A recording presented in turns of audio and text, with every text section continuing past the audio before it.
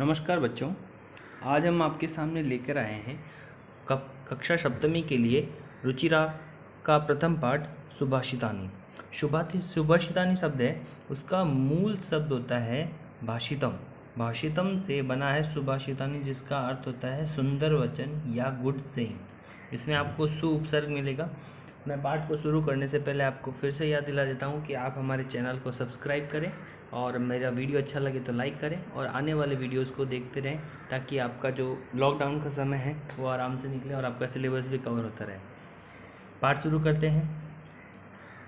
सुभाषितानी। सुभाषितानी शब्द है वो दो शब्दों से मिलकर बना है, जिसमें प्रथम उपसर्ग है, दूसरा मूल शब्द है। सु उपसर्ग भाषितम शब्द है। भाषितम के यहाँ पर दो अर्थ दे रखे हैं, वचनम या विचार। और सु उपसर्ग के आपको पता है तीन अर्थ होते हैं, सुंदरम, उत्तमम और शोभनम। तो यहाँ पे आप इसका तीन अर्थ से निकाल सकते हैं, सुंदर वचनम, सुंदरम वचनम, उत्तमम वचनम या उत्तमम विचारः या शोभनम विचार या शोभनम वचनम। तो यहाँ पे आप तीनों किसी भी वे में आप बोल सकते हैं। तो सुभाषितानी शब्द का अर्थ होता है सुंदर वचन। अब मैं एक चीज़ और बताना चाहता हूँ कि सुभाषितानी जो शब्द है वो नपुंसकलिंग का शब्द है। इसका रूप भी फल के अकॉर्डिंग चलेगा, फलम फले फलानी। तो सुभाषितम, सुभाषिते, सुभाषितानी। प्रथमा विभक्ति एक वचन, बहुवचन एक प्रथमा विभक्ति का बहुवचन शब्द है ये। अब अपन आते हैं श्लोक पर। इस चैप्टर में, इस पार्ट में आपको 6 श्लोक दिए गए हैं। 6 के 6 श्लोक में मैंने आपको अलग तरीके से पढ़ाने की कोशिश कर रहा हूँ। यहाँ पर सबसे पहले आपको एक श्लोक दिया हुआ होगा, उसके बाद में मैं पदभाग लिख रहा हूँ। पदभाग का तात्पर्य होगा कि आपके जो श्लोक के कुछ संधि वाले शब्द या कुछ संयोग वाले शब्द हैं। संधि में तो क्या होता है कि शब्दों को मिलने से कुछ परिवर्तन आता है, और संयोग का तात्पर्य होता है कि दोनों मिल जाएंगे। जैसे कि रत्न और संज्ञा दोनों मिल गए, यहाँ पे कोई परिवर्तन नहीं आया, दोनों संयोग है। तो यहाँ पे कह सकते हैं कि संयोग और संधि वाले शब्द हैं, उनको मैंने अलग अलग करके लिखा है पदभाग में। इसके पश्चात आपके लिए आएंगे शब्दार्थ। शब्दार्थ आपको खुद को पढ़ना है। मैं शब्दार्थ को बार बार रिपीट नहीं करूँगा, न पढ़ाऊँगा, क्योंकि इसमें आपको जो वीडियो है वो बोरिंग लगेगा, क्योंकि सामने लिखा हुआ है, मैं उसको पढ़ के ही बता रहा हूँ। कोई ज़्यादा इसमें नहीं हो रहा है एफर्ट्स, तो आप खुद इसको शब्दार्थ को पढ़ सकते हैं। इसके बाद में आएगा अन्वय। अन्वय के साथ में आपको सरलार्थ बता दिया जाएगा। इसके अलावा एक नीचे मैंने आंग्ल भाषा में, अंग्रेजी भाषा में इसका अर्थ भी और लिखा है। जिन बच्चों को हिंदी में थोड़ा बहुत डाउट होता है या फिर कुछ प्रॉब्लम होती है, तो आप उसकी इंग्लिश मीनिंग को पढ़ लें। तो इंग्लिश वाले मीनिंग से आपको लगभग उससे आइडिया हो जाएगा कि इसमें मीनिंग क्या निकलना चाह रहा है। कुछ शब्द हिंदी के भी ऐसे टफ होते हैं तो आप समझ नहीं पाते। तो अपन शुरू करते हैं आज का वीडियो। पहला श्लोक है, पृथिव्यां त्रीणि रत्नानि जलम अन्नम सुभाषितम मूढ़ै पाषाण खंडेषु रत्न संज्ञा विधीयते। इसमें पद भाग जब अपन करेंगे तो तीन शब्दों को अलग अलग करेंगे सभी को, कि पृथिव्यां त्रीणि रत्नानि जलम अन्नम सुभाषितम मूढ़ै पाषाण खंडेषु रत्न संज्ञा विधीयते। इसके बाद में शब्दार्थ आप खुद देख सकते हैं। अन्वय आता है कि पृथ्वीवाम त्रीणि रत्नानि संति। यहाँ पर एक वाक्य खत्म हो चुका है। इसके बाद में आपको बता रहा है कि जलम अन्नम सुभाषितम, वो कौन कौन से 3 रत्न हैं। तो जलम अन्नम सुभाषितम इति, यहाँ पे जो ब्रैकेट दे रखा है वो हिंदी अर्थ करने के लिए कुछ शब्द ऐसे ऐड किए जाते हैं अपनी तरफ से, तो वो ब्रैकेट वाले वर्ड हैं अपने मन से ऐड किए हुए हैं। किंतु मूढ़े रत्न संज्ञा विधीयते, तो यहाँ पे इसका हिंदी अर्थ होगा कि पृथ्वीव्याम, पृथ्वीव्याम का अर्थ होता है पृथ्वी पर या धरती पर, त्रीणि रत्नानि 3 रत्न हैं। जब आपको मैंने संख्या वाला एक वीडियो डाला था, उसमें मैंने 4 तक की संख्याओं के लिए कुछ एक बताया था कि तीनों लिंगों में चलता है, वही यही है। त्रीणि नपुंसकलिंग शब्द है, त्रीणि रत्नानि, तो 3 रत्न हैं पृथ्वी पर। 3 रत्न माने गए हैं, जो हैं जलम, अन्नम और सुभाषितम। जो कौन कौन से हैं? पहला जल, पानी, दूसरा अन्नम, भोजन, और तीसरा है सुभाषितम यानी सुंदर वचन। अर्थात विद्वान लोगों ने इन 3 को ही पृथ्वी पर रत्न माना है। किंतु मूढ़े यानी होता है मूर्ख व्यक्ति, जो बेवकूफ़ व्यक्ति होते हैं वो। मूढ़े पाषाण खंडेशु, पाषाण खंडेशु का तात्पर्य होता है पत्थर के टुकड़ों को। यहाँ पे जो पृथ्वी का पिक्चर आया हुआ है उसके नीचे पाषाण खंडेशु शब्द है वो छिपा हुआ है, तो आप लिख सकते हैं यहाँ पर। तो पाषाण खंडेशु यानी पत्थर के टुकड़ों को रत्न संज्ञा विधीयते, अर्थात रत्नों की संज्ञा यानी आभूषण के रूप में मानते हैं। कौन? मूढ़े यानी मूर्ख व्यक्ति। तो उस पूरे श्लोक का अर्थ ये होगा कि पृथ्वी पर 3 रत्न हैं, जो हैं जल, अन्न और सुंदर वचन। लेकिन मूर्ख लोगों के द्वारा पृथ्वी के गर्भ में से निकलने वाले जो पत्थर के टुकड़े होते हैं, जो रत्नों के रूप में, उनको यह संज्ञा दे दी जाती है। दूसरे श्लोक पे आते हैं। सत्येन धार्यते पृथ्वी, सत्येन तपते रवि, सत्येन वाति वायुश्च, सर्वं सत्ये प्रतिष्ठितम। पद भाग करेंगे तो सत्येन धार्यते पृथ्वी, सत्येन तपते रवि, सत्येन वाति वायु च, सर्वं सत्ये प्रतिष्ठितम। यहाँ पे शब्दार्थ की बात करें तो आप खुद पढ़ लेंगे। अन्वय आते हैं। पृथ्वी सत्येन धार्यते, एक वाक्य खत्म हुआ। अर्थात पृथ्वी है वो सत्य के कारण ही अंतरिक्ष में या खगोल में वहाँ पर टिकी हुई है, घूम रही है, स्थिर है। किसके कारण? सत्य के कारण। दूसरी लाइन आती है कि रवि ही सत्येन तपते है। रवि यानी जो सूर्य है वो अपना तप, अपनी ऊष्मा या अपना प्रकाश सत्य के कारण ही लोगों को प्रदान करता है। क्योंकि अगर अभी संसार में सच्चाई कुछ हद तक रुक है, उस कारण से रवि है सत्य के द्वारा ही तपता है या सत्य के द्वारा ही अपना तप प्रदान करता है। वायु सत्येन वाति चह, और वायु है जो हवा है वो सत्य के द्वारा ही वाति यानी बहती है या चलती है। सर्वम सत्ये प्रतिष्ठितम अस्ति, अर्थात इसलिए सब कुछ जो भी है वो सत्य में ही प्रतिष्ठित है। अर्थात सब कुछ सत्य के कारण ही या सत्य में ही रुका हुआ है या सत्य में ही प्रतिष्ठित है। तो पूरे श्लोक का अर्थ ये हो जाएगा कि सत्य के कारण ही पृथ्वी को धारण किया जाता है, सत्य के कारण ही सूर्य तपता है, सत्य के कारण ही वायु बहती है, और सब कुछ सत्य के कारण ही प्रतिष्ठित है या फिर शोभायमान है। अब आते हैं अपन तीसरे श्लोक की तरफ। तीसरे श्लोक में कहता है कि दाने ही तपसी शौर्य च विज्ञाने विनये नये, विस्मयो न ही कर्तव्यो बहुरत्ना वसुंधरा। यहाँ पे पदभाग की बात करेंगे तो दाने तपसी शौर्य च विज्ञाने विनये नये, विस्मयो न ही कर्तव्यो बहुरत्ना वसुंधरा। ये है आपके पदभाग। अब आते हैं शब्दार्थ, आप खुद पढ़ लेंगे। अन्वय।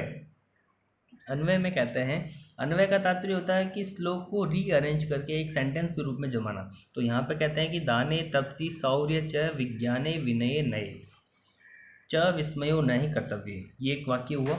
तो यहाँ पे इसका हिंदी अर्थ होगा दाने यानी दान करने में, आप जब दान करते हैं, किसी को डोनेट करते हैं उसमें। तपसी यानी तपस्या करने में। शौर्य यानी वीरता दिखाने में, अगर आप कहीं सैनिक हैं, वीरता दिखा रहे हैं। और विज्ञाने, विज्ञाने मतलब विशेष ज्ञान में, आपके पास अगर कोई विशेष ज्ञान है, जैसे आप आर्टिस्ट हैं, ड्राइंग करते हैं, अच्छा अगर आप कोई अच्छी चीज़ बना लेते हैं तो वो एक विशेष ज्ञान हो गया। विज्ञाने मतलब विज्ञान में। विनय नये, विनय मतलब विनम्रता में। विनम्रता का तात्पर्य होता है शालीनता, एकदम अच्छा व्यवहार करना, वो होता है विनय। नये च विस्मयो नहीं कर्तव्य, अर्थात इन सभी कार्य में हमें क्या नहीं करना चाहिए? विस्मय। विस्मय मतलब आश्चर्य नहीं करना चाहिए। अर्थात इन सब, अगर आपके पास इनमें से कोई भी आप कार्य करते हैं तो उसको आपको आश्चर्य नहीं करना चाहिए। क्यों नहीं आश्चर्य करना चाहिए? ये कहता है कि बहुरत्ना वसुंधरा, अर्थात दाने यानी दान करने में, अर्थात आप किसी को भी दान देते हैं उसमें। तपे यानी तपस्या में, शौर्य मतलब वीरता में, विज्ञान यानी विज्ञान शास्त्र में, और विनय मतलब नम्रता में, और नए मतलब नीति में। अगर आप नीतिपूर्वक कोई कार्य करते हैं, उन नीतिपूर्वक कार्यों में। विस्मय, विस्मय का मतलब यहाँ पे होता है अहंकार या घमंड, अर्थात हमें इन कार्यों को करते समय हमें घमंड नहीं करना चाहिए। क्यों नहीं करना चाहिए घमंड? क्यों? क्योंकि हमारे जैसे लोग इस संसार में बहुत हैं, हम इकलौते नहीं हैं। तो ऐसे हमें छोटे मोटे कार्य पे हमें घमंड नहीं करना चाहिए।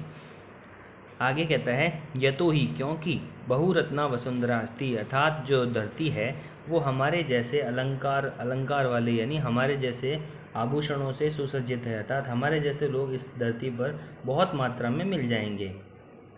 अगले श्लोक पे आते हैं।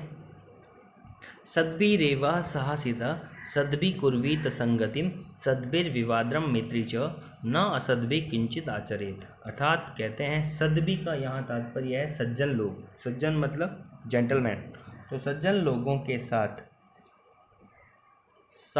सहसिता का मतलब होता है हमें बैठना चाहिए या उनके साथ उठक बैठक रखनी चाहिए। सद्भि कुर्वीत संगतिम, और सद्भि यानी उन सज्जन लोगों के साथ ही पूर्वीत यानी करना चाहिए। क्या करना चाहिए? संगति करना, अर्थात उन्हीं के संगति में रहना चाहिए, अर्थात उन्हीं से मित्रता करनी चाहिए, उन्हीं की संगति में रहना चाहिए। सद्भिर्विवादम मैत्रीम च, और उन्हीं सज्जन लोगों के साथ हमें विवाद का मतलब यहाँ पे लड़ाई झगड़े से नहीं है, विवाद का मतलब यहाँ पर है बातचीत करने से, अर्थात हमें उन्हीं सज्जन लोगों के साथ वाद विवाद करना चाहिए। और मैत्रीम च, और उन्हीं के साथ हमें मित्रता करनी चाहिए। न असद्भी, अब देखिए सद्भी का यहाँ पे उल्टा शब्द आया है असद्भी का मतलब होता है जो सज्जन नहीं है, अर्थात दुर्जन। तो न असद्भी किंचित आचरेत, अर्थात दुष्ट व्यक्तियों के साथ या दुर्जन लोगों के साथ हमें कोई भी आचरण या किसी भी प्रकार का आचरण नहीं करना चाहिए। तो पूरे श्लोक का अर्थ यह होगा कि संसार में जो सज्जन व्यक्ति हैं उन्हीं के साथ बैठना चाहिए, उन्हीं के साथ संगति में, उन्हीं की संगति को धारण करना चाहिए, उन्हीं की संगति में जाना चाहिए, और सज्जनों के साथ वाद विवाद करना चाहिए, सज्जनों के साथ ही हमें मित्रता करनी चाहिए। दुर्जन लोगों के साथ हमें किसी भी प्रकार का व्यवहार हमें नहीं रखना चाहिए, अर्थात उनको हमें छोड़ देना चाहिए। 5वां श्लोक आता है आपके धन धान्य प्रयोगेषु विद्याया संग्रहेषु च आहारे व्यवहारे च त्यक्त लज्जा सुखी भवेत्। यहाँ पे एक बात कर रहा है कि हमें लज्जा होती है उसको त्याग देना चाहिए, और किन किन परिस्थितियों में लज्जा को छोड़ देना चाहिए वो बताया गया है। तो कहते हैं कि धन धान्य प्रयोगेषु, धन धान्य प्रयोगेषु का मतलब होता है धन मतलब पैसे के, और धान्य मतलब अनाज के, उसके प्रयोग करने में, अर्थात पैसे को आपको कहाँ प्रयोग करना है और अनाज को आपको कहाँ देना है, किसको देना है, कहाँ कब खाना है, इस चीज़ में हमें लज्जा नहीं करनी चाहिए। दूसरा है विद्याया संग्रहेषु च, विद्या मतलब पढ़ाई लिखाई करते समय हमें किसी चीज़ की लज्जा नहीं करनी चाहिए। आपको अगर कोई पुस्तक अच्छी लग रही है तो आप उसे लेकर के पढ़ लें और उसको वापस जिससे ली है या जहाँ से ली है उसको वापस दे दें, तो उस चीज़ में भी लज्जा नहीं करनी चाहिए। तीसरा है आहारे व्यवहारे च, आहार मतलब होता है खाना खाने में। अगर आप कहीं किसी के घर पे गए हैं खाना खाने के लिए तो आप वहाँ पर खाना तो खा ही रहे हैं, तो पेट भर के क्यों ना खाएं। तो आहार करते समय अर्थात पेट भरण करते समय या खाना खाते समय भी लज्जा नहीं करनी चाहिए। और व्यवहारे चे, और किसी के साथ व्यवहार करते समय, अर्थात व्यवहार का मतलब होता है किसी के साथ अगर मित्रता का व्यवहार करना चाहते हैं आप तो उसमें भी आपको लज्जा नहीं रखनी चाहिए। तो इन सभी कार्यों में आपको त्यक्त लज्जा सुखी भवे, अर्थात लज्जा को त्याग करने वाला ही हमेशा सुखी होता है। अंतिम श्लोक की तरफ चलते हैं।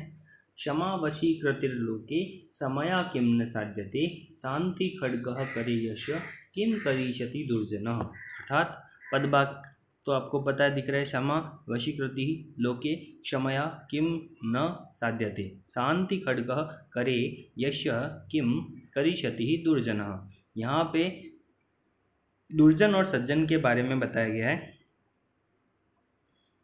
यहाँ कहते हैं कि लोके क्षमा वशीकृति, लोके यानी इस संसार में, क्षमा का मतलब होता है किसी को माफ़ कर देना, किसी की गलती को क्षमा कर देना। तो क्षमा वशीकृतिर्लोके, अर्थात संसार में क्षमा करने के अलावा सबसे बड़ा वशीकरण है, अर्थात अगर आपने क्षमा करना सीख लिया तो आप सबसे बड़े व्यक्ति हैं। तो क्षमा है वो सबसे बड़ा वशीकरण है, अर्थात आपके क्षमा के द्वारा कोई भी आपके वश में आ सकता है। आगे कहता है क्षमया किम न साध्यते, और क्षमा के द्वारा क्या नहीं प्राप्त किया जा सकता है, अर्थात अगर आपको किसी को भी क्षमा की आपके पास शक्ति है या आप क्षमा को धारण करते हैं तो आप कुछ भी कार्य कर सकते हैं, अर्थात आपके द्वारा कोई भी कार्य किया हुआ हमेशा सही होगा।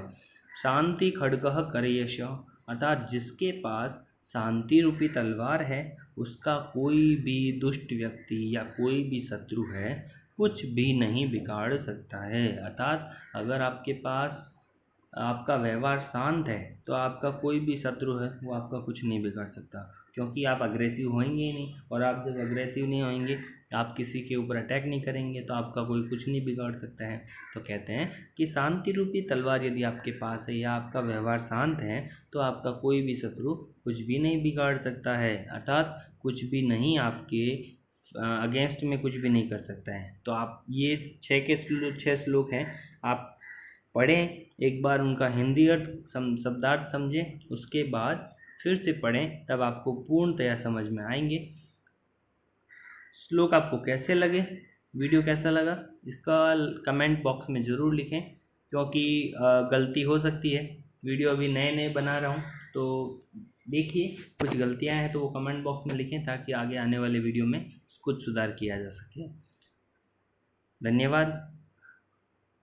एक बार फिर से आपको कहना चाहूँगा कि वीडियो लाइक करें, शेयर करें, और चैनल को यदि अब तक सब्सक्राइब नहीं किया है तो चैनल को सब्सक्राइब करें, क्योंकि आने वाले आप वीडियो देख सकें। धन्यवाद।